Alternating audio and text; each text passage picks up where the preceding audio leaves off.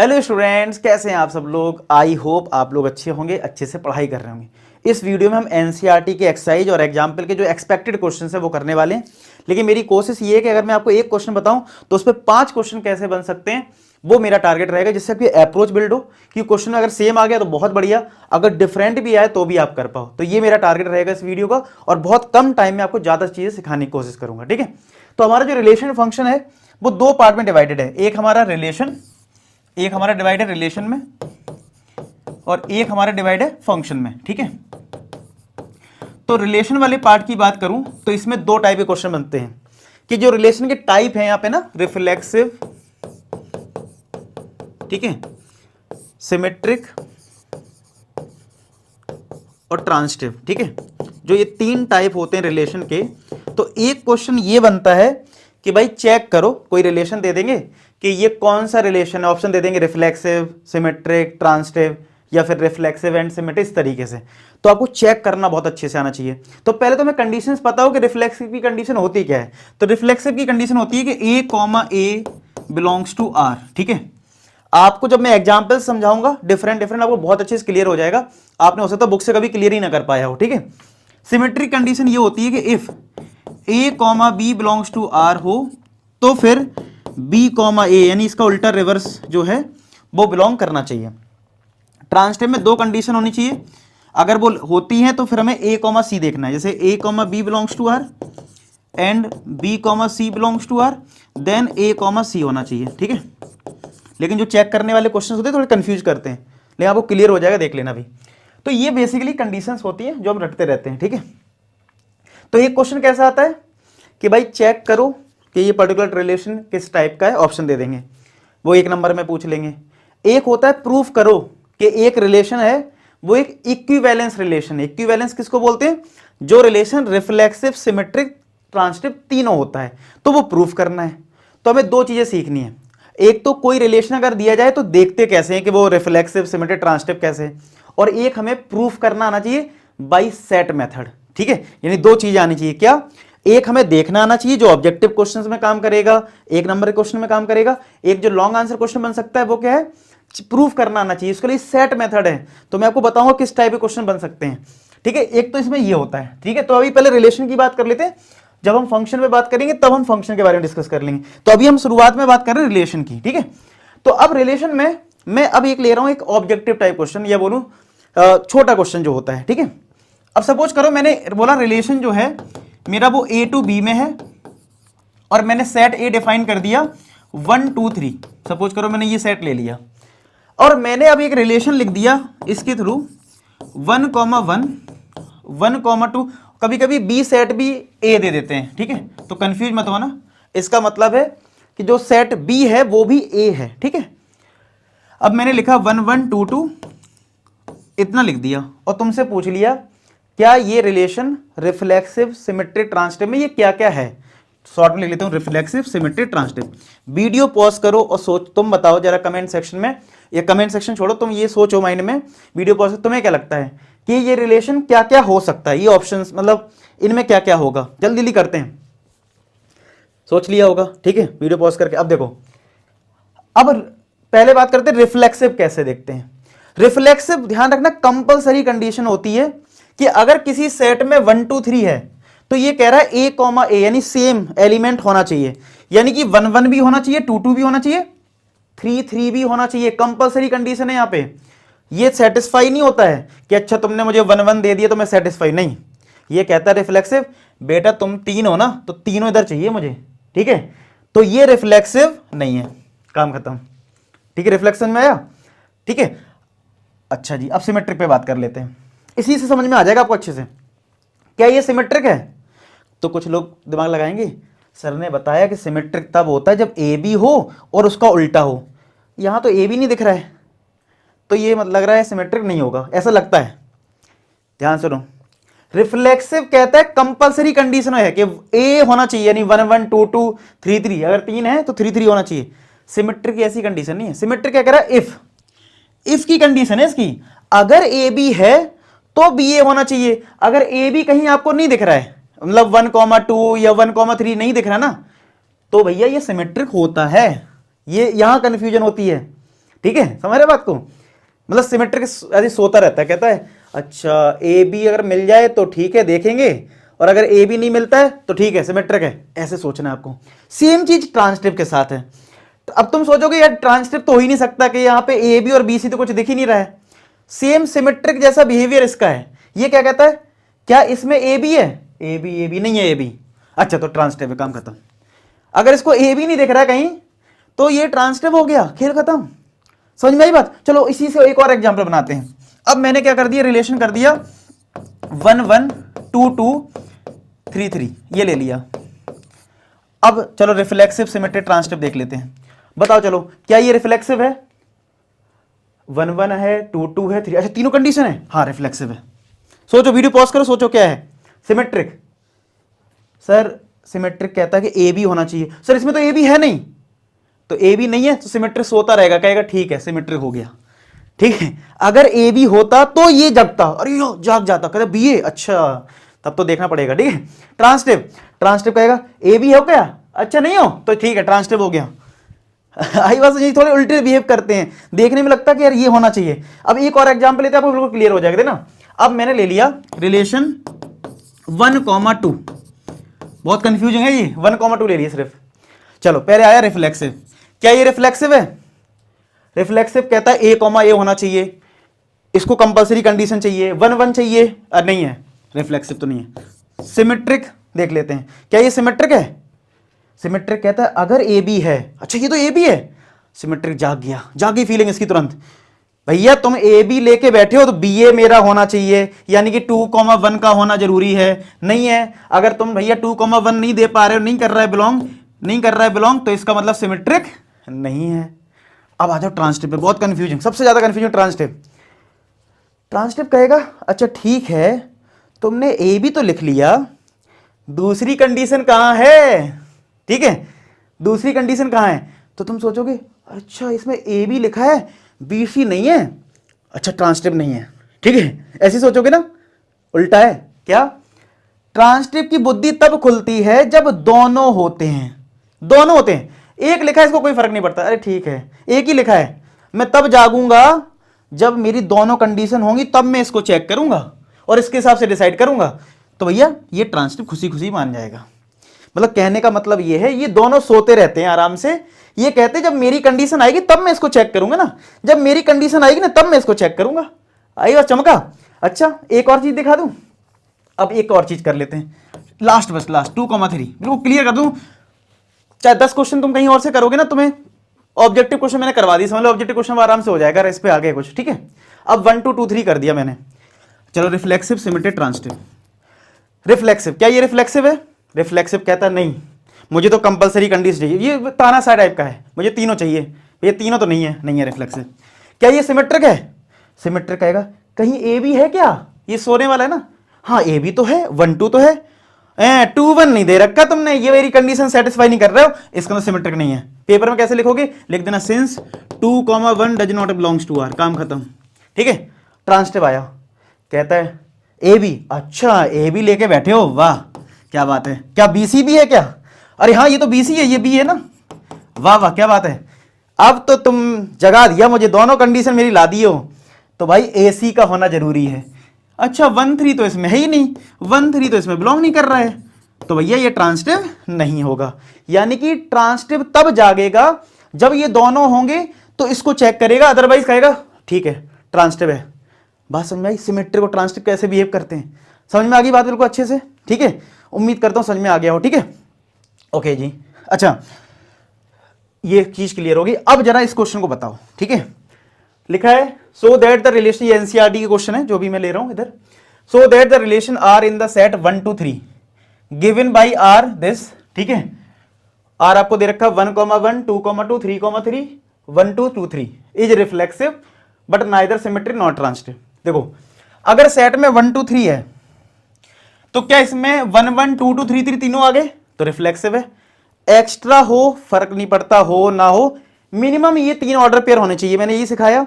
तो since 1 1 belongs to R, 2 2 belongs to R, 3 3 belongs to R, इसका मतलब मैं शॉर्ट में बोलूं तो A comma A belongs to R, so this is reflexive. आप पेपर में प्रॉपर स्टेटमेंट लिख देना, दिस इज रिफ्लेक्सिव रिलेशन, ठीक है। अच्छा, सिमेट्रिक क्या कहता है, अगर मेरा कहीं ए बी मिल गया, ये ए बी है देखो, सिंस 1,2 बिलोंग्स टू आर, तो सिमेट्रिक जाग जाता है। उल्टा होना चाहिए बी ए, तो क्या 2,1 इसमें कहीं है रिलेशन में, नहीं है, तो 2,1 बिलोंग नहीं कर रहा है, इसलिए नॉट सिमेट्रिक, ये सिमेट्रिक नहीं होगा। क्यों नहीं होगा, क्योंकि 2,1 नहीं है। अब ट्रांसटिव देखो, ट्रांसटिव क्या कहता है, ए बी है कहीं, हाँ है ए बी, और ये बी और ये क्या बी सी है, हाँ बी सी भी है, तो since 1,2 belongs to R and 2,3 belongs to R, यानी ए भी आ गया और ये बी सी भी आ गया, तब तो ट्रांसटिव जाग जाएगा ना, कहेगा नहीं भाई मेरा एसी चाहिए, एसी मतलब 1,3, बट 1,3 इसमें कहीं बिलोंग नहीं कर रहा है, नहीं कर रहा है, तो नॉट ट्रांसटिव का बात खत्म हो गई।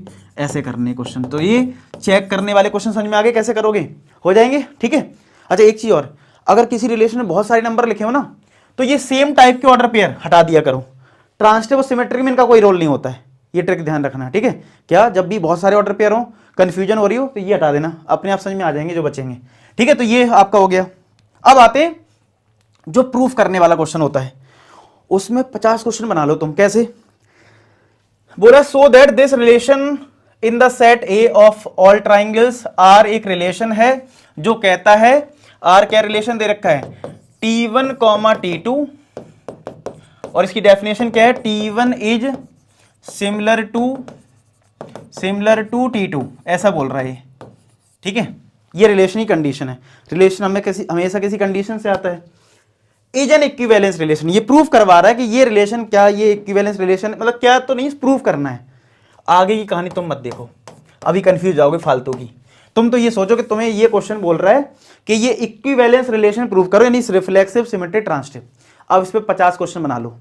कैसा आ सकता है पेपर में, लिख देगा x, y such that x and y have same number of pages, have same number of pages, ठीक है। एक आ जाएगा, लिख देगा x and y live in same locality, ठीक है, लिव इन सेम लोकेलिटी मतलब एक ही जगह रहते हैं, मतलब एक लोकेलिटी में रहते हैं, ठीक है, सेम लोकेलिटी, ठीक है, ऐसे ही कुछ लिख देंगे। फिर ऐसे ही आ जाएगा, x and y are the student of same sex, ठीक है, मतलब उनका जो वो फीमेल है या मेल है, मतलब सेम टाइप का है, तो वो उस पर क्वेश्चन आ जाएगा, ठीक है। तो आपको ऐसे ही लिख देंगे, x and y have same this have same notebook, मतलब इस पर 50 क्वेश्चन बना लो तुम, ठीक है। क्लियर हो गया। अब यहां से ये चीज अच्छे से आपको क्लियर होगी कि भाई कैसे क्वेश्चन सेम टाइप की लैंग्वेज कॉपी करनी है। तो जो मैं इसमें सिखाऊंगा वो तुम सब में चिपका देना सेम तरीके से, ठीक है। अच्छा कैसे कर लिखते हैं, देखो सबसे पहले रिफ्लेक्सिव पे आते हैं, सबसे पहले आते हैं रिफ्लेक्सिव पे, ठीक है, रिफ्लेक्सिव पे। तो रिफ्लेक्सिव क्या कहता है, रिफ्लेक्सिव कहता है कि बी वाला भी जो है वो ए बना दो, क्या बना दो, बी को भी ए बना दो। तो चेक करवाता है, कहता है जो T1 है ना, T2 को भी T1 कर दो, और देखो इस T2 को T1 से रिप्लेस करो, देखो कंडीशन ट्रू आ रही क्या। अगर मैं T2 को T1 कर दूं तो मेरा क्या हो जाएगा, T1 is similar to T1, ठीक है। आप बताओ क्या T1 आपस में सिमिलर होंगे, बिल्कुल होंगे। तो क्या ये कंडीशन ट्रू है, ट्रू है, तो इसका मतलब T1, T2 belongs to are.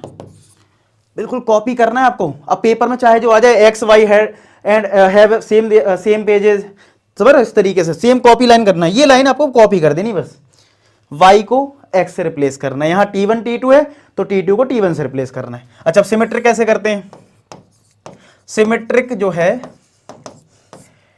Symmetric में क्या होता है, हमें ए बी वाली जो कंडीशन दी होती है हमें उसको रिवर्स करना होता है। तो पहले जो दे रखा है वो लिख लो। तो पहले क्या दे रखा है कि T1 T2 अगर रिलेशन में बिलोंग करता है तो उसका मीनिंग क्या है, T1 सिमिलर का शॉर्टकट भी लिख सकते हो, T1 सिमिलर टू T2, यही मतलब है। चाहो तो स्टेटमेंट पूरा लिख दो, अगर कहीं शॉर्टकट लग रहा है तो लगा सकते हो, ठीक है। अच्छा सिमेट्रिक क्या कहता है, अब लाना क्या है, उल्टा T2, T1 लाना पड़ेगा। अगर ये बिलोंग कर जाए तो कह देगा ये है सिमेट्रिक। तो आप ये देख लो, इस कंडीशन से क्या मैं ये लिख सकता हूं, तो आप बताओ रिवर्स कर सकते हो क्या, T2 सिमिलर टू T1, क्या हम इस कंडीशन के बाद ये लिख सकते हैं, अगर लिख सकते हैं तो इसका मतलब ये भी लिख सकते हैं और ये लिख सकते हैं, तो ये सिमेट्रिक भी हो जाएगा। लिख देना this is symmetric relation, copy कर देना पेपर में जैसा भी आए। समझ में आ रही बात कैसे कॉपी करना है आपको। अब ट्रांसक्रिप्ट कैसे लिखोगे, ट्रांसक्रिप्ट की कंडीशन मैंने क्या बताई थी, ट्रांसक्रिप्ट में मैंने बताया था कि अगर ए बी है तो बी, मतलब ए बी और बी सी है तो ए सी का होना जरूरी है। तो यहां पे एक कंडीशन तुम्हें खुद से लेनी होती है, क्या, एक तो लिखोगे T1, T2 belongs to R, यानी जो दे रखा है, ठीक है। एक तुम्हें एक्स्ट्रा लेना पड़ता है, जैसे ए बी और बी सी करते ना तो ये T2 तो रहेगा, एक तुम्हें T3 खुद से लेना पड़ेगा। ये फिक्स है, मतलब आपको ट्रांसक्रिप्ट के लिए ये और ये खुद से लेना है। अच्छा, इसका मीनिंग क्या है, अगर किसी रिलेशन में T1 T2 है तो T1 सिमिलर टू क्या हो जाएगा T2, और अगर T2 T3 रिलेशन में बिलोंग कर रहा है तो T2 सिमिलर किसके हो जाएगा T3 के, हो जाएगा कि नहीं हो जाएगा। क्या मैं इन दोनों से ये लिख सकता हूं कि T1 सिमिलर टू T3, आप कहोगे हाँ सर लिख सकते हैं, क्यों, T1 T2 के सिमिलर है, T2 T3 के है, तो क्या T1 T3 नहीं हो जाएगा, हो जाएगा। तो इसका मतलब T1 T3 आ गया belongs to R। So last में लिख देना दिस इज ट्रांजिटिव रिलेशन, काम खत्म। बात समझ में आ गई, क्लियर हो गई। ऐसे कॉपी करना है, तो मैंने जो 5 क्वेश्चन बोले कि इस पे 5 क्वेश्चन बना लो, तो भैया तुम कॉपी कर लेना, ठीक है, क्लियर हो गया। तो बस एक पार्ट ऐसे ही करना होता है, ठीक है। अब इसमें जो आगे कभी कभी पूछ लेते ना, तो वो कहीं ना कहीं डिपेंडेंट होता है कि जो कंडीशन दी है उस पे पढ़ लेते हैं। तो ये हमारा फाइनली क्या हो गया, इक्विवेलेंस रिलेशन हो गया है, ठीक है। अब आगे दे रखा था consider three right angle triangle, ठीक है। T1 T1 ट्राइंगल ये है, T2 ट्राइंगल की साइड ये है, मतलब T1 ट्राइंगल की साइड क्या है 3 4 5, T2 ट्राइंगल की साइड क्या है 5 12 13, T3 की साइड है 6 8 10। बोला which of the triangles among T1 T2 T3 R related. तो आपको ये देखना है कि हमें जो कंडीशन दे रखी है उसमें सिमिलरिटी की कंडीशन दे रखी है। तो आप बताओ इन 3 ट्राइंगल में कौन सिमिलर है। सिमिलर वो होते हैं जिनकी करस्पॉन्डिंग साइड्स प्रोपोर्शनल होती हैं। तो क्या 3 का डबल 6 लिखा है, 3/6 कितना आ रहा है 1/2, 4 का डबल 8 लिखा है ये भी 1/2, 5 का डबल 10 लिखा है तो 5/10 ये भी 1/2। 10th क्लास में कैसे करते थे, अगर 2 ट्राइंगल सिमिलर हैं तो रेशियो बराबर होने चाहिए ना, तो ये रेशियो है ना बराबर, तो यही तो सिमिलर होंगे। इसमें और इसमें रेशियो बराबर नहीं होंगे, कर लो चेक, ये 3/5 आएगा, ये 4/12 आएगा, और लास्ट वाला 5/13 आएगा, तो ये तो आपस में इक्वल नहीं है, तो यानी ये प्रोपोर्शनल नहीं होंगे। तो इसका मतलब T1 जो रिलेट करेगा T1 इज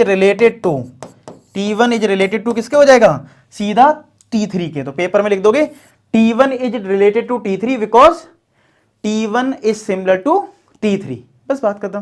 तो आपको क्या करना होता है, अगर एक्स्ट्रा कोई क्वेश्चन पूछ ले तो आपको ओरिजिनल कंडीशन को ध्यान में रखना है, और उससे तुम क्या लिख सकते हो, और उससे क्वेश्चन सॉल्व हो जाएगा। समझ में आ गई बात, क्लियर है, लिख लोगे आप। तो मैंने इस पर 3-4 क्वेश्चन कवर कर दिए। अच्छा, एक टाइप और आता है बहुत ज्यादा, क्या, इसमें भी 2-3 तरीके क्वेश्चन बन सकते हैं। पढ़ो जरा ध्यान से, वीडियो पॉज करे पहले पढ़ लो, आगे की कहानी तुम मत पढ़ो, ये अभी बाद में एक्सप्लेन करेंगे हम। पहले इक्विवेलेंस रिलेशन पे बात कर लेते हैं, ठीक है। पहले हम लोग इक्विवेलेंस रिलेशन पे बात कर लेते हैं। क्या लिखा है इसमें, सो that the relation in the set this, ठीक है। अच्छा, अब इसमें इसी में 2-3 चीजें कवर कर लेते हैं। पेपर में ये जो सेट दिया होता है ना, और जो इक्विवेलेंस रिलेशन प्रूव करना है, ज्यादा इक्विवेलेंस रिलेशन में इसका ज्यादा काम नहीं होता है। यहां मैं 6 7 8 9 भी कर दूं कोई फर्क नहीं पड़ेगा, यानी पेपर में ये सेट बदल के आ जाए कोई टेंशन नहीं, ठीक है। दूसरा, अब जो हमें रिलेशन दे रखा है पहले वो लिख लेता हूं, और उसमें कितने टाइप के क्वेश्चन बन सकते हैं वो बात कर लेते हैं। A, B such that mod A - B जो है बोला इज इवन नंबर है, ठीक है।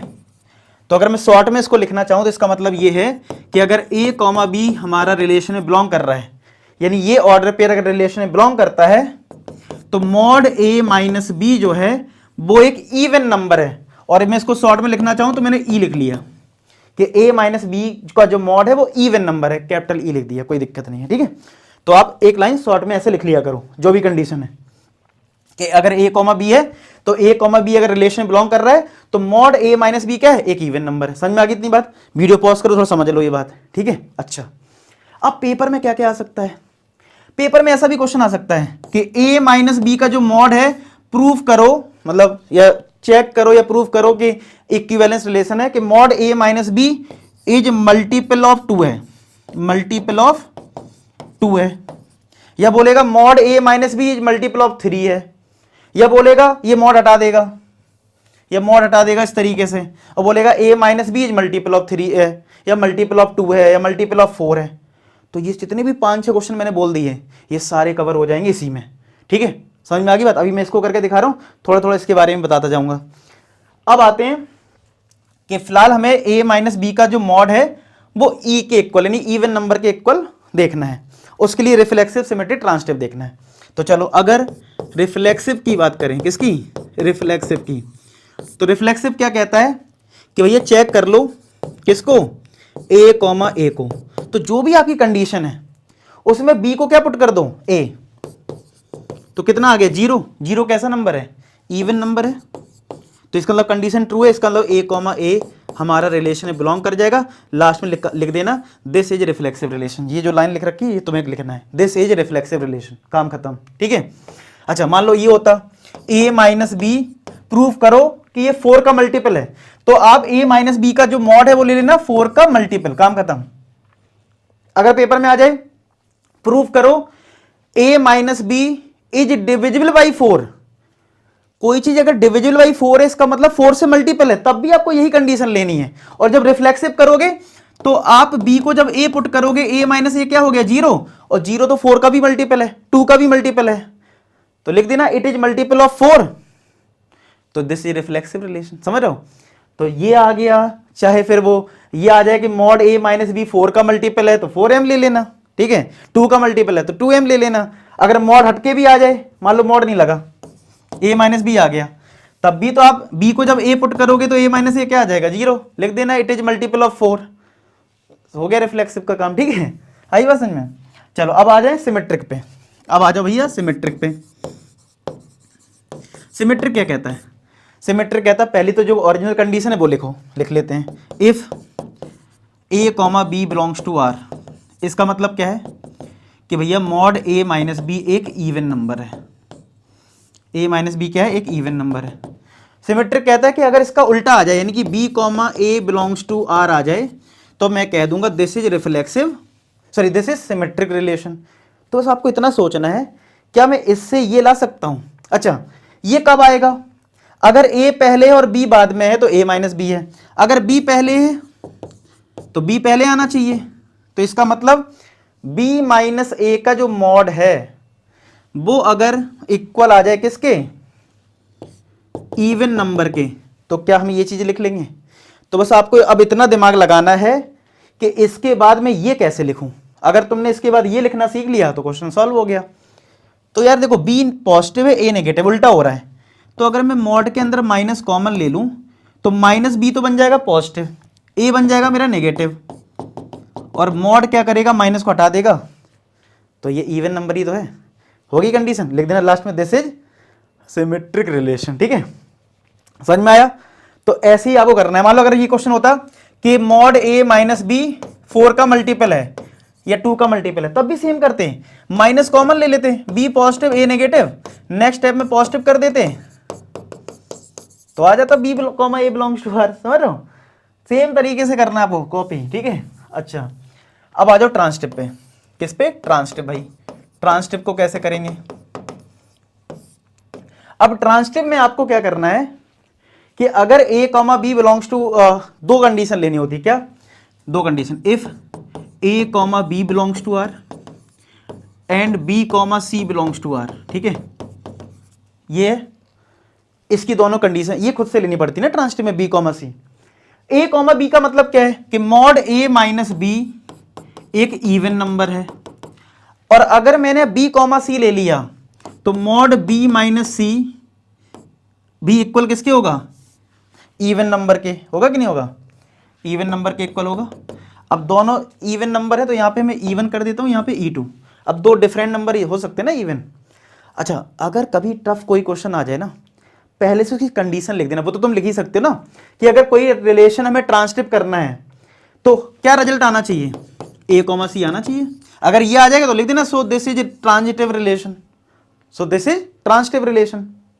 अच्छा लेकिन ये कब आएगा, जब a माइनस सी का मॉड कैसा आ जाए, इवन नंबर आ जाए। जैसे ए बी में मॉड a माइनस बी एक इवन है तो ए सी में क्या होगा, मॉड a माइनस सी। अगर तुमको बीच में कुछ समझ में ना आए तो छोड़ देना, मैं बता रहा हूं जब हार्ड क्वेश्चन आ जाए कोई, ठीक है। और सिंपल इस टाइप का जो रटर ट्राई क्वेश्चन आ गया तो क्या दिक्कत है, कैसे करोगे? तुम्हें अब कोशिश करनी है बी को हटाना है। देखो अप्रोच कैसे डेवलप करनी है, ए माइनस बी का जो मॉड है और बी माइनस सी का जो मॉड है, यहां पे देखो आंसर लाना है ए माइनस सी, तो बी का कोई रोल नहीं है।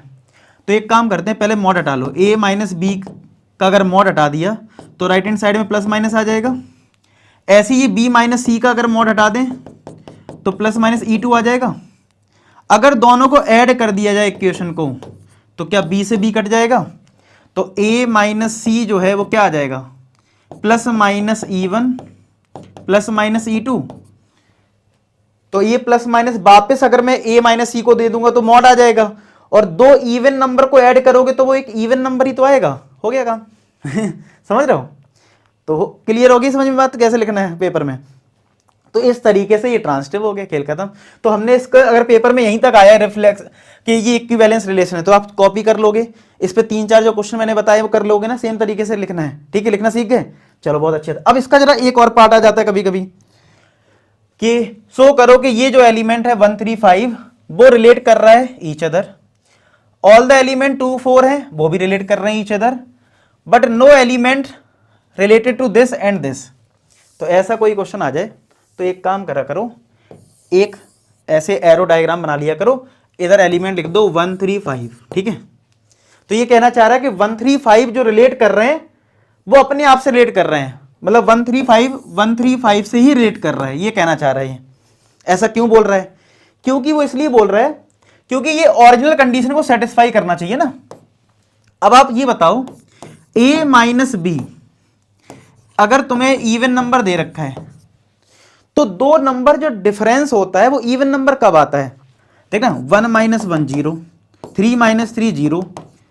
अगर दोनों ऑड नंबर्स होते हैं तो इवन नंबर आता है, या फिर दोनों इवन नंबर का डिफरेंस इवन नंबर आता है। कभी भी ऑड नंबर और इवन नंबर का डिफरेंस इवन नंबर नहीं आता है। अब मेरी बात क्लियर हो गई कि इस क्वेश्चन में ऐसा क्यों बोला था कि 1 3 5 रिलेट कर रहे हैं ईच अदर और 2 4 रिलेट कर रहे हैं ईच अदर, क्योंकि इनको अपनी ओरिजिनल कंडीशन सेटिस्फाई करनी है। ओरिजिनल क्या है कि दो नंबर का डिफरेंस एक इवन नंबर हो, और हमने बेसिक मतलब बचपन से सीखा है कि ऑड नंबर का आपस में डिफरेंस करोगे तो इवन नंबर आ जाएगा, इवन नंबर का डिफरेंस करोगे तो एक इवन नंबर आ जाएगा, ऑड और इवन का डिफरेंस नहीं आएगा। तो इसलिए लास्ट में लिखा है कि 1 3 5 no element of 1 3 5 related to 2 4, यानी ऑड और इवन रिलेट नहीं कर रहे हैं। क्यों नहीं कर रहे हैं? क्योंकि इवन नंबर नहीं आ रहा है। तो आप पेपर में भी कैसे लिखोगे, समझ में आ गया लॉजिक क्या है? पेपर में लिख दोगे difference between odd number is always even number. ठीक है, difference between odd number is always even number, so this satisfy original condition. ठीक है, this satisfy original condition, so 1 3 5 is related to each other. ठीक है, जो लिखा है वही कॉपी कर लो। ठीक है, फिर सिमिलर लिख देना difference between even number is always even number, so this satisfy original condition, so 2 4 is related to each other. ये वाली लाइन लिख देना आगे। ठीक है, समझ में आई बात? कर लोगे ना कॉपी? क्या लिख दोगे? डिफरेंस बिटवीन, ये डिफरेंस बिटवीन इधर कर देना इवन नंबर। ठीक है, इज ऑलवेज इवन नंबर, ये मैं कॉपी कर रहा हूं। ठीक है, बस difference between even number is always is even number, so satisfy original condition. ठीक है, क्योंकि तो आपको कॉपी कर लें, अपनी कॉपी पेन लेके बैठो। ठीक है, so 2 4 is related to each other, यहां से कॉपी करना है सब। ठीक है, तो ये भी हो गया सेटिस्फाई। अब लिख देना difference between odd number and even number is always odd number. क्या आएगा? ऑड नंबर आएगा। सो तो ये this does not satisfy original condition. ठीक है, ये ओरिजिनल कंडीशन को सेटिस्फाई नहीं करेगा इसका मतलब ये इससे रिलेट नहीं करेगा, लास्ट में लिख देना। So no element of 1 3 5 is related to 2,4। तो ये एक्स्ट्रा जो क्वेश्चन आता है उसमें थोड़ी सी आपको एक्स्ट्रा एफर्ट मानना पड़ेगा, वो डिपेंड करेगा क्या दे रखा, उसी के अकॉर्डिंग तुम लिखना है, ठीक है। समझ में आ गया क्वेश्चन कैसे होना है, ठीक है। तो ये दूसरे टाइप का क्वेश्चन आ जाता है, मैंने काफी 3-4 क्वेश्चन इसमें कवर कर दिए। अच्छा, इसमें एक इक्विवेलेंस क्लास का क्वेश्चन और आ जाता है, सेम ही होता है, थोड़ा सा बस आपको सीखना है। तो मैंने जो रिलेशन फंक्शन का 35 मिनट का वीडियो है, आपको अगर आपको स्ट्रॉन्ग करना है, थोड़े और क्वेश्चन कर लेने, तो ये 35 मिनट का वीडियो ज्यादा नहीं है, स्पीड में उड़ा के देख लेना, मैंने कॉन्सेप्ट सारे बता दिए तो बढ़िया हो जाएगा। इसकी लिंक डिस्क्रिप्शन में दे दी है, ठीक है, जरूर कर लेना, आपका बहुत बढ़िया तैयार हो जाएगा ये चैप्टर, ठीक है। और मोर अपडेट्स के लिए टेलीग्राम ज्वाइन कर लेना, ठीक है, लिंक डिस्क्रिप्शन में दोनों मिल जाएंगे। अच्छा, अब आ जाओ फंक्शन पे। तो भाई फंक्शन में जो क्वेश्चन आता है, इसमें भी 2 टाइप से क्वेश्चन बनते हैं। क्या कि भाई एक तो फंक्शन में 2 टाइप हैं, क्या 1-1, हमें ये चेक करना होता है कि 1-1 फंक्शन कैसा है और ऑन टू फंक्शन क्या है, ठीक है। एक हमें देखना है 1-1 फंक्शन, एक हमें देखना है ऑन टू फंक्शन। अच्छा, फंक्शन में जब ऐसा लिखा होता है f such that a arrow b, तो जो कैपिटल ए होता है ये हमारा डोमेन होता है। क्या होता है? ये हमारा डोमेन होता है। और जो कैपिटल बी होता है ये होता है कोडोमेन। इसका बहुत बड़ा रोल है, इसलिए मैं बहुत अच्छे समझा दे रहा हूं। ये पहले समझ लो कि एक हमारा डोमेन है और एक हमारा कोडोमेन है, ठीक है, क्लियर हो गई बात, एक डोमेन एक कोडोमेन। अच्छा जी, फंक्शन में जब कभी, अब इसमें 2 टाइप के क्वेश्चन है जैसे रिलेशन में होते हैं। एक तो तुमसे चेक करने के लिए बोलेगा, एक नंबर में कोई फंक्शन दे देगा, बोलेगा चेक करो चलो ये फंक्शन 1-1 है कि नहीं है, ठीक है, या बोलेगा ऑन टू है कि नहीं है, तो इसकी अप्रोच पता होनी चाहिए। तो अभी मैं डिफरेंट एग्जांपल से आपको समझाता हूं कि कैसे चेक करते हैं, थोड़ा बेसिक समझ लेते हैं। 1-1 नाम से ही पता लग रहा है, 1-1 कहता है कि अगर एक का ए से कनेक्शन है, 2 का बी से कनेक्शन है, 3 का सी से कनेक्शन है, तो ये 1-1 हो जाएगा। एक का एक से होना चाहिए, ऐसा नहीं होना चाहिए कि 1 का 1 ए आ गया और 2 का भी ए आ गया, तो ये नहीं होना चाहिए, ठीक है। तो चेक करने वाले क्वेश्चन में तो ये लॉजिक लगाएंगे, अभी बताऊंगा। जैसे एक एग्जांपल चलो 1-1 का ले लेते हैं। मैंने दिया f such that real number to real number, ठीक है, और फंक्शन ले दिया f x equal to x square. इस पे बहुत खेल होता है, ध्यान समझना इस बात को। ये डोमेन होता है, ये जो पहले लिखा है डोमेन है, आर लिखा है, आर का मतलब हो गया रियल नंबर। क्या है? रियल नंबर, ठीक है। तो ये समझ लो 1-1 का काम है डोमेन से, यानी रियल नंबर से काम है, डोमेन से मतलब है इसको, ठीक है।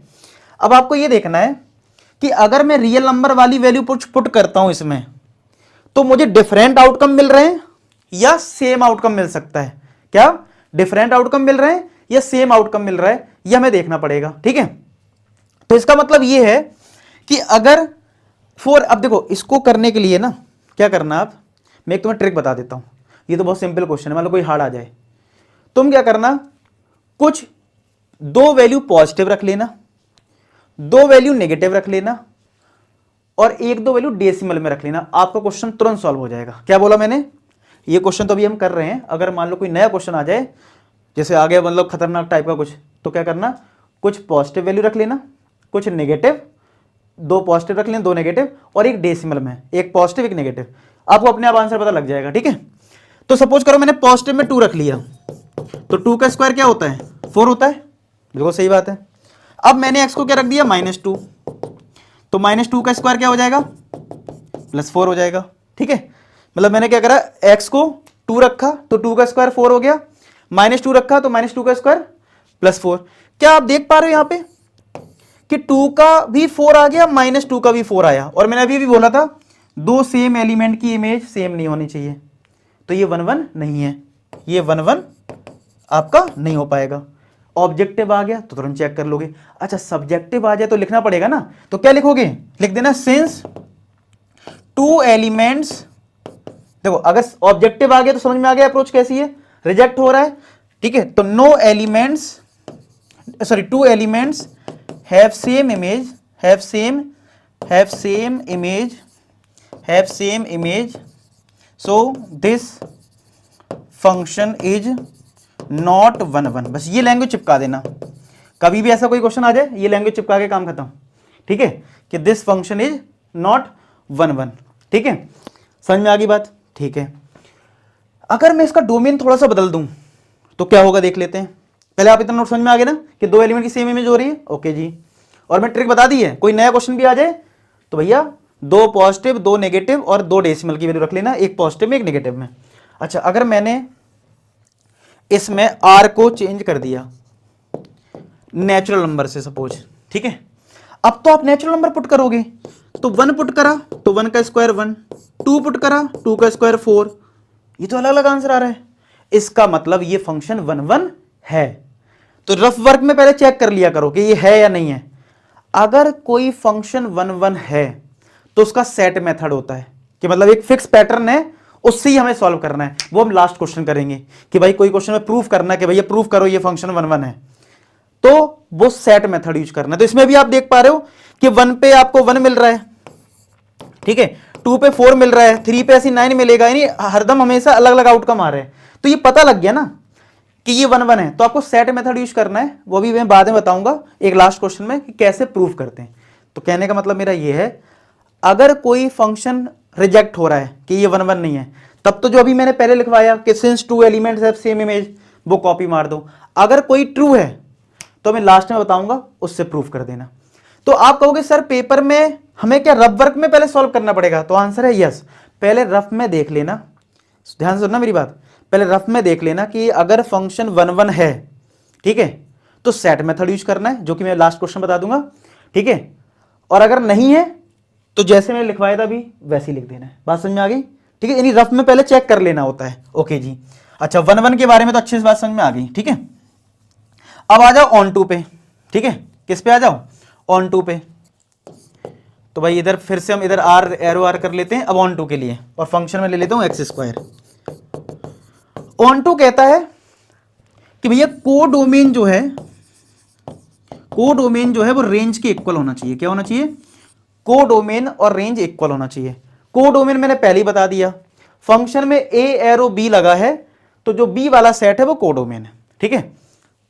अच्छा, रेंज क्या होता है? रेंज होता है कि जब आप x की वैल्यू पुट करते हो फंक्शन में, जो आंसर आता है, आंसर को हम, आउटकम्स को हम रेंज बोलते हैं। क्या बोलते हैं?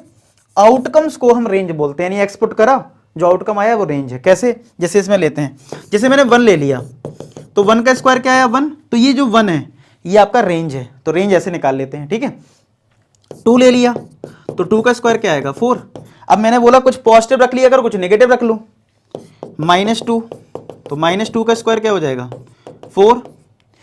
तो इसमें एक खास बात देख रहे हो, अब ऑन टू देख रहे हैं हम लोग कि हम x को चाहे जो रख लें, चाहे नेगेटिव रख रहे हैं चाहे पॉजिटिव, आंसर क्या आ रहा है? पॉजिटिव। यानी रेंज तो हमेशा पॉजिटिव नंबर आ रही है। और जब ये कोडोमेन क्या है इसका? रियल नंबर है, और रियल नंबर में तो नेगेटिव वैल्यूज भी होती हैं। तो अगर ऑब्जेक्टिव क्वेश्चन आ गया तो आपको पता लग गया ऑन टू नहीं है भाई, ये ऑन टू नहीं है, क्योंकि रेंज हमेशा पॉजिटिव आ रहा है और कोडोमेन में तो रियल नंबर है। लेकिन अगर सब्जेक्टिव आ गया तो क्या लिखना है? उसकी लैंग्वेज लिख लेते हैं, ठीक है। क्या? Since fx equal to x square gives always a positive result, gives always a positive result, हमेशा कैसा देता है? पॉजिटिव रिजल्ट देता है। तो इसका मतलब रेंज जो है वो कैसा आएगा? रेंज आ जाएगा, इसका मतलब पॉजिटिव का मतलब 0 से इनफाइनाइट, क्योंकि अगर आप x को 0 रखोगे तो 0 भी आ जाएगा। तो रेंज इसका मतलब कहीं ना कहीं 0 से लेके इनफाइनाइट तक है। और जबकि इसका कोडोमेन क्या है? रियल नंबर है, तो आप कहोगे codomain not equal to range, so not onto function, मतलब ये ऑन टू फंक्शन नहीं होगा। क्लियर होगी बात? अगर कोई फंक्शन ऑन टू होता है, यानी कि कोडोमेन और रेंज इक्वल है, आपने चेक कर लिया, वेरीफाई वगैरह कर लिया, सब देख लिया, हाँ आ रहा है, तो उसके लिए सेट मेथड यूज करेंगे, जैसे अभी वो लास्ट क्वेश्चन करेंगे। यानी कहने का मतलब ये है, अगर कोई क्वेश्चन में अगर आपको पता लग गया, रफ वर्क कर लिया कि भाई ये ऑन टू नहीं है, तब तो इस टाइप की लैंग्वेज यूज कर लो कि रेंज और कोडोमेन इक्वल नहीं है। अगर कोई ऑन टू फंक्शन है, रेंज और कोडोमेन इक्वल आ रहा है, ठीक है, तो हम लास्ट में डिस्कस करेंगे, इसको सेट मेथड यूज करना है, रट के जाना, ऐसे ऐसे करना है, ठीक है। या किसी क्वेश्चन में प्रूफ करने को आ जाए, prove that this function is 1 1 onto, तब तो दिमाग ही नहीं लगाना है, तब तो तुमको सेट मेथड यूज करना है, जो कि मैं लास्ट में बताने वाला हूं, ठीक है। क्लियर होगी बात सारी कि कैसे क्वेश्चन को अटेम्प्ट करना है? सब कुछ अच्छे समझ में आ गया, ठीक है। तो ये एक बेसिक आइडिया दिया, अभी कुछ क्वेश्चंस करते तो और आइडिया लगेगा। देखो जैसे ये है, तो ये तो मैंने करवा ही दिया कि so that this function f such that R arrow R, ये हमारा डोमेन है और ये हमारा क्या है? कोडोमेन, ठीक है। और फंक्शन क्या दे रखा है? एफ एक्स एक्स स्क्वायर बोला है, बताओ कि भैया ये ना तो 1 1 है ना ऑन 2, क्या बताओगे आप? ऐसे बता दोगे, आपने 1 रखा तो 1 का स्क्वायर क्या आया 1, -1 रखा तो -1 का स्क्वायर भी क्या आ गया +1। सेम आंसर आ रहा है तो क्या लिख दोगे? Since two elements have same image so this function is not 1 1, ये फंक्शन 1 1 नहीं है। अब ऑन टू कैसे बताओगे? क्योंकि आपको पता है कि एक्स आप कुछ भी पुट करोगे आपका आउटकम कैसा आएगा? पॉजिटिव, ठीक है। और जबकि इसका कोडोमेन क्या है? रियल नंबर है, ठीक है। तो आप लिखोगे इसका जो रेंज है वो रेंज है इक्वल टू 0 से इनफाइनाइट, ठीक है। तो कोडोमेन जो है वो रेंज के इक्वल नहीं है, सो नॉट ऑन टू। ऐसे करके आपको इस क्वेश्चन को कंप्लीट करना है। बात समझ में आ गई कैसे लिखना है? पक्का? तो इस तरीके से करना है। थोड़ा और देख लेते हैं और आइडिया लग जाएगा। देखो लिखा है prove that greatest integer function. Greatest integer function हमारा ऐसा होता है, ये इसके बारे में जिसको ना पता थोड़ा सा बता दूं। अगर कोई तुमसे पूछे 2.1 का ग्रेटेस्ट इंटीजर कितना है तो वो 2 होता है।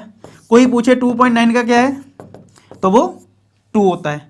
यानी कि नंबर लाइन पे 2 और 3 है तो 2 और 3 के बीच में कुछ भी रख लो, उसके लेफ्ट में जो इंटीजर होगा वही आंसर होगा, चाहे 2.999 क्यों ना रख लो, वो भी 2 ही आएगा, ठीक है। और 2 का ग्रेटेस्ट इंटीजर 2 ही आता है, ठीक है, इंटीजर का। तो ये बोला है, जो आगे लिखा है वो तो ये तो ग्रेटेस्ट इंटीजर की डेफिनेशन लिखी जो मैंने समझा दी है। ये कह रहा है कि जो ग्रेटेस्ट इंटीजर वाला फंक्शन है इज नाइदर 1 1 नॉर ऑन 2, मतलब ये फंक्शन 1 1 ऑन 2 नहीं है। तो मैंने क्या बोला, कोई अगर आपके लिए नया क्वेश्चन आ जाए, ठीक है, मान लो ये क्या कोई और नया आ जाए, तो मैंने क्या बोला, कुछ पॉजिटिव वैल्यू रख लो, कुछ नेगेटिव रख लो, कुछ डेसिमल में रख लो, खुद ही पता लग जाएगा। तो चलो मैंने पॉजिटिव रख लिया 1.1, तो 1.1 का ग्रेटेस्ट इंटीजर कितना आ रहा है 1। और मान लो चलो मैंने एक 1 रख लिया तो 1 का क्या आ गया 1। तो 2 एलिमेंट का अगर एक आंसर आ गया है, 1.1 का भी 1 आ रहा है, 1 का भी 1 आ रहा है, तो क्या ये 1 1 है? नहीं है।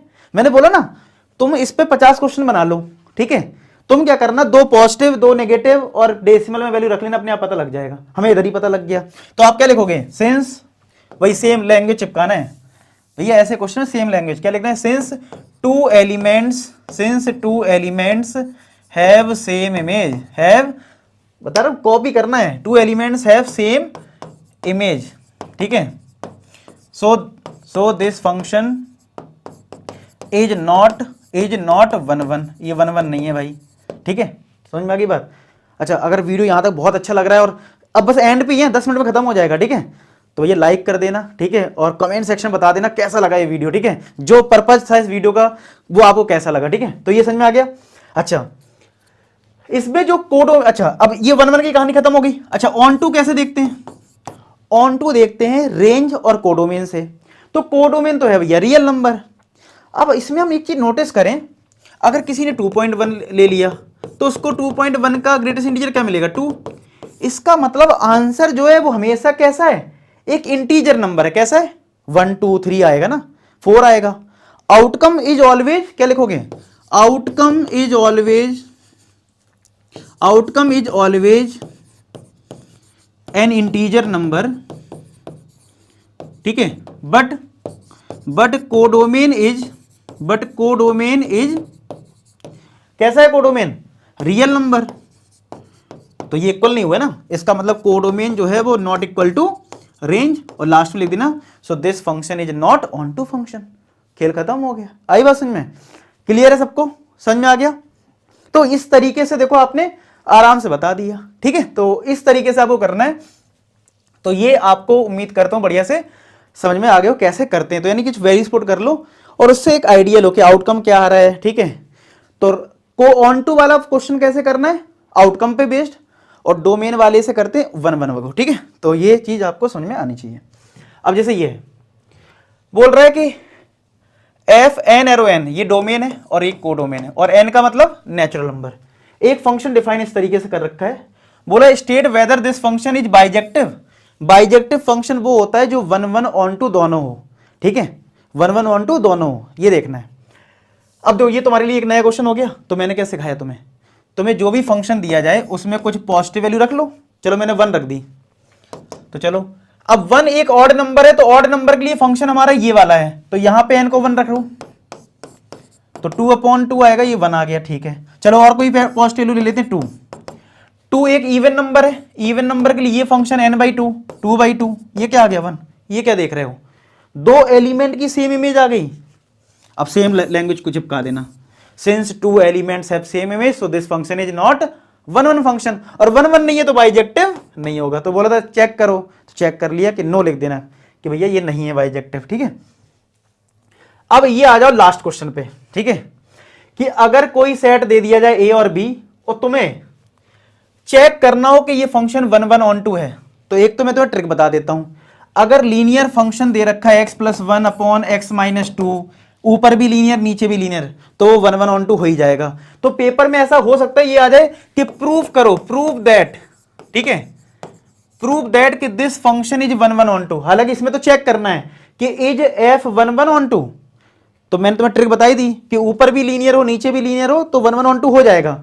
तो चांसेस इसके ज्यादा है कि मान लो अगर ये क्वेश्चन थोड़ा लॉन्ग आंसर में दे दिया कि प्रूफ करो कि ये फंक्शन 1-1 है, ठीक है, चेक करने की भी ट्रिक बता दी। अब आ जाते हैं कि अगर कोई क्वेश्चन प्रूफ करने को आ गया 1-1 तो उसका मेथड क्या है।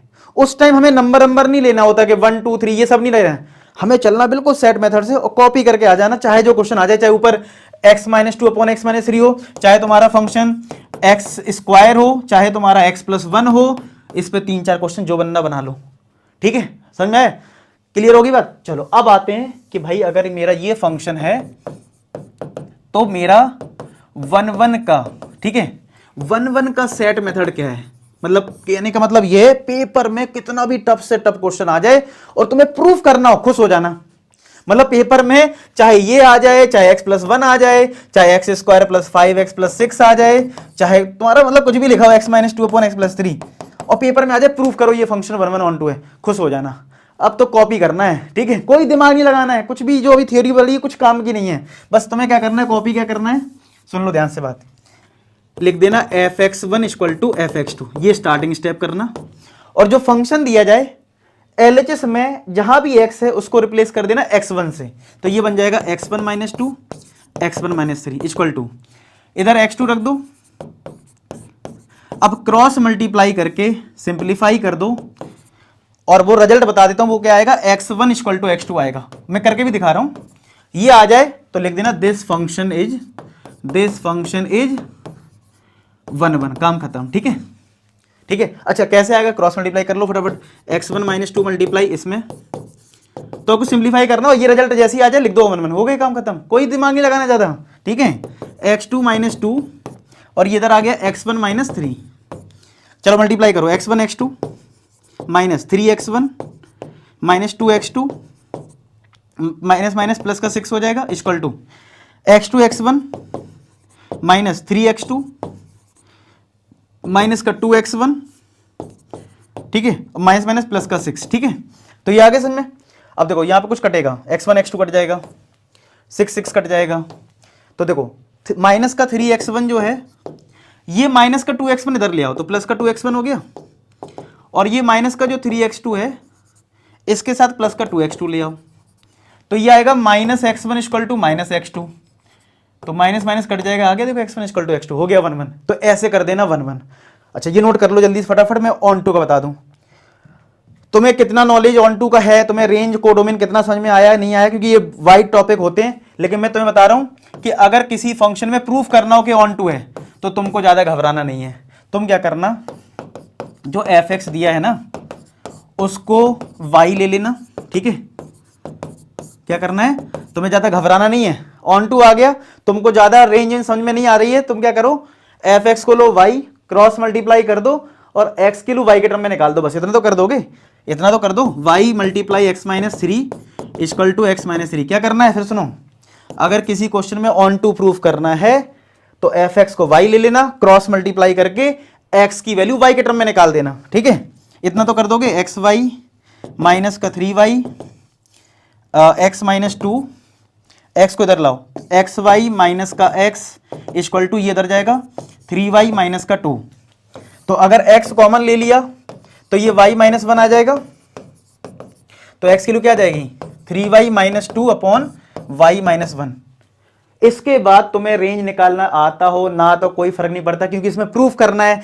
तो लाइन चिपका के आ जाना, since codomain equal to range. Teacher को लगेगा तुमको पूरा कोडोमेन रेंज आता है, तुमको कुछ नहीं आता है, ठीक है, समझ में आया। तो बस अगर प्रूफ करने का है तो कोई दिमाग नहीं लगाना है, कोडोमेन इक्वल टू रेंज हो गई होगा, वैसे भी देख सकते हो। यहां पे y की वैल्यू 1 नहीं हो सकती है, यानी y बिलोंग्स टू r 1 नहीं हो सकता, ये आ रहा है इसका रेंज। और देखो क्या इसका कोडोमेन भी यही दे रखा है, बी सेट, जो बी सेट होता वही कोडोमेन है, तो r-1 दे रखा है। अब तुम्हें ये बात पता है रेंज निकालने की तो ठीक है, नहीं पता तो कोडोमेन रेंज वैसे भी इक्वल होगा, टीचर को समझे में आ जाएगा, अच्छा इसको पूरा स्टेप पता भी है और ये बड़े प्यार से लिख रहा है कोडोमेन इक्वल टू रेंज, और लास्ट में लिख देना this function is onto function है, ठीक है, this function is onto function, काम खत्म हो गया प्रूफ। मजा आया। तो आपको कोई भी क्वेश्चन दे दे, इस पे 3-4 जितने बनाना हो, अगर प्रूफ करना है तो भैया ये स्टेप चिपका के आ जाना, 1 में fx1 equal to fx2 solve करना, x1 equal to x2, onto में fx को y ले लेना, क्रॉस मल्टीप्लाई कर देना, x की y के टर्म में निकाल देना, आगे समझ में ना आए तो कोडोमेन इक्वल टू रेंज चिपका देना और ये बोल देना कि ये भैया फंक्शन कैसा है, ऑन टू। और चेक करना मैंने शुरुआत में सिखा दिया कि अगर मान लो चेक करना है कि ये फंक्शन 1 1 ऑन टू है कि नहीं, तो कुछ पॉजिटिव वैल्यू रख देना, 2 नेगेटिव, कुछ डेसिमल, आउटकम मैच करना, पता लग जाएगा क्या है, समझ में आया। तो ये था मेरे साइड से, ठीक है, जिसमें मैंने पूरे कॉन्सेप्ट कवर कर दिए और 1-2 क्वेश्चन से मैंने काफी कुछ सिखाने का कोशिश की है। दूसरा, आपको टाइम मिले तो एनसीईआरटी पूरी सॉल्व करनी, तो मैंने पूरा एनसीईआरटी का एक क्वेश्चन सॉल्व करवा रखा है, लिंक उसकी डिस्क्रिप्शन में डाल देता हूं। तो जो मैंने स्लॉट दे रखा है ना आपको अगले दिन दे रखा, मुझे याद नहीं रहा किस डेट पे दिया है, जिस डेट पे मैंने दिया ना कि रिलेशन फंक्शन 4 घंटे में कंप्लीट करना है, तो उस दिन आप चाहो तो एनसीईआरटी सॉल्यूशन को जल्दी जल्दी कंप्लीट कर सकते हो। क्यों, अब आपके पास लॉजिक है ना पूरा, तो आप स्पीड में 4 घंटे का वीडियो 3 घंटे में भी कवर कर सकते हो। तो ये जो मैं चाहता था वो पूरा हो जाएगा, मिशन भी पूरा हो जाएगा, बोर्ड एग्जाम में हम 4 भी देंगे, तो वो जरूर करना है, ठीक है। जो भी हमारे टाइम टेबल है आप लोग एक बार चेक कर लेना, मैंने बोला भी था लिख के रखना, ठीक है। तो उम्मीद करता हूं ये वीडियो आपको बहुत अच्छा लगा हो, कमेंट सेक्शन में बता देना कैसा रहा। मैंने अभी कितना बज रहा है, अभी टाइम आपको दिखाता हूँ, सुबह 6 बज गया होगा, क्योंकि मैं सुबह 5 बजे से 5:30 बजे के आसपास रिकॉर्ड करना शुरू किया था। हाँ देखो 6:17 हो रहा है, सुबह का 6 बज गया है, आपके लिए मेहनत कर रहा हूँ इतनी, ठीक है। उम्मीद करता हूँ वीडियो बहुत अच्छा लगा होगा। बाकी मिलते हैं नेक्स्ट वीडियो, तो अपना ख्याल रखें, पढ़ाई करते रहें। लास्ट में एक ही बात बोलूँगा कि आप सभी सफल हों। धन्यवाद।